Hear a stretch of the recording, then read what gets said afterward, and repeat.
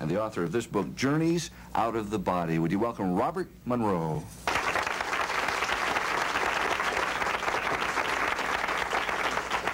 It is indeed a problem. How does one follow from body to out of body? What is an out-of-body experience? Well, an out-of-body experience is a state of being, a state of awareness, a state of action, separate and apart from the physical body. About 25% of the population throughout the world, I guess, has this spontaneously take place that they're aware of at least once in their lifetime. No, what happens? Yeah. What happens? Well, what happens is that you as an individual suddenly find yourself, for one reason or another, apart from your physical body, and yet you can think, you can be, you can act, but your physical body is in some other location. It may be only 2 inches away or 2,000 miles away. Now, we've heard about people who have supposedly died and then have come back to life. That is also an out-of-body experience? That is indeed an out-of-body. It's a rather extreme way. You believe in that, then? Oh, yes. So in other words, if someone's in an awful automobile accident and the next thing they know, they're kind of floating above it, watching... That's what we mean by a spontaneous one, as it were. And it is very, very common. And also, a very important thing is that everyone does this. The fact that you do not remember it does not infer that it does not happen. For example, during what we call delta sleep at night, which everyone goes through, is quite probably, according to our researches, the time when everyone goes into this out-of-body state. You don't remember it, but it does take place.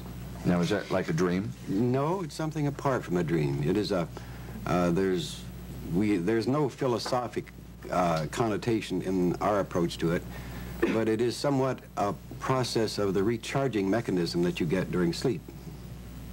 When you first had yours, were you frightened? I was totally frightened. Panic-stricken is a better word for it.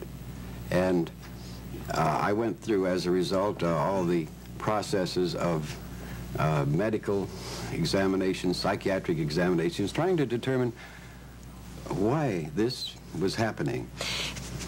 Robert, describe for us your first body. Can you remember it? Oh, I can remember. You still look frightened. Oh, hang on. Very simple. I had been encountering a phenomenon that was like a vibration in the body, and I had gone to my doctor about it, and he had said, oh, that's just nerves and so on, and I would have to wait till this faded out, and it's not a physical vibration, incidentally. And one night I was lying in bed waiting for this vibration to cool down or fade away, as it were, so that I could simply roll over and go to sleep, because I didn't feel I should go to sleep, or couldn't, as a result of this taking place. On that particular night, I was waiting because it was a Friday night, and Saturday was going to be a beautiful, bright, cold front day, meaning a good day for gliding. So I was lying in bed thinking what a nice time I was going to have that Saturday, getting into these nice thermal lifts and soaring around. That was with a glider, incidentally. And on that particular time, in the process of thinking this way, I suddenly felt something bumping against my shoulder.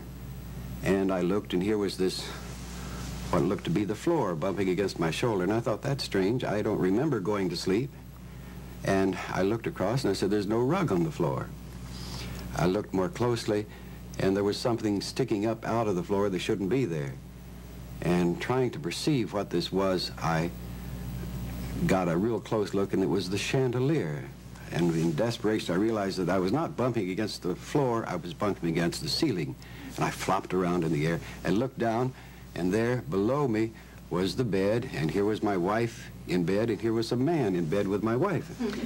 Oh. And my first response is, well, this is an odd kind of Freudian-type dream. And I thought, well, I better get a good look at this man who was in bed with my wife. And I moved over a little bit closer, and with a great shock, I discovered that the man in bed with my wife was me.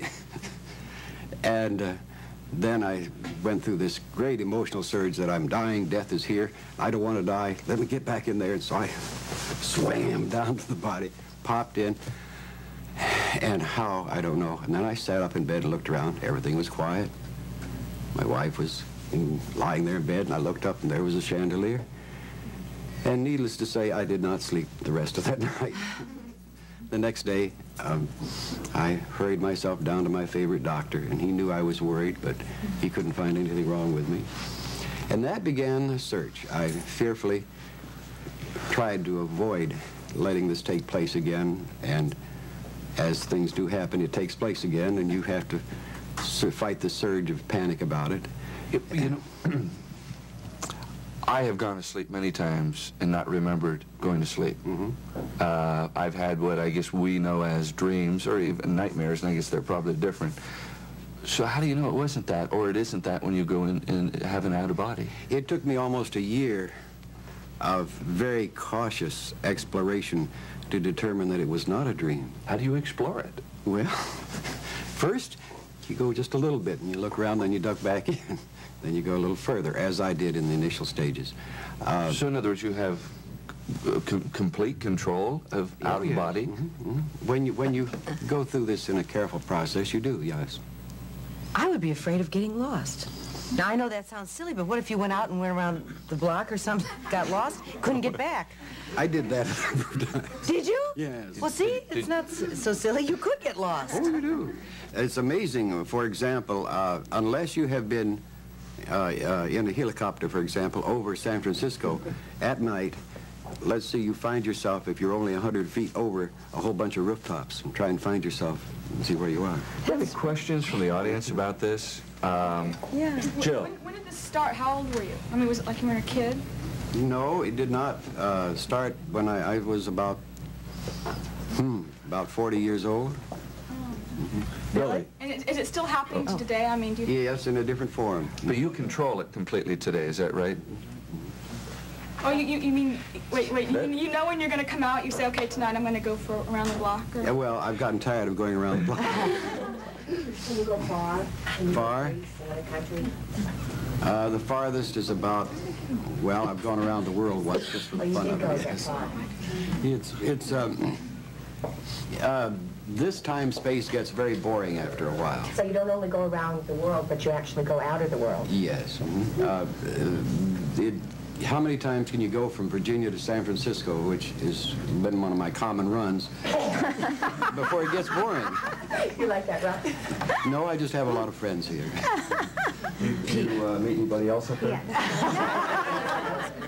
Yeah. Well, yes, we do. Now, can this help people if they learn this out-of-body experience? Can it help them when they die, or they think they're going to die, or their time's up in this life? There's a major discovery that comes with the result of such activity or practice.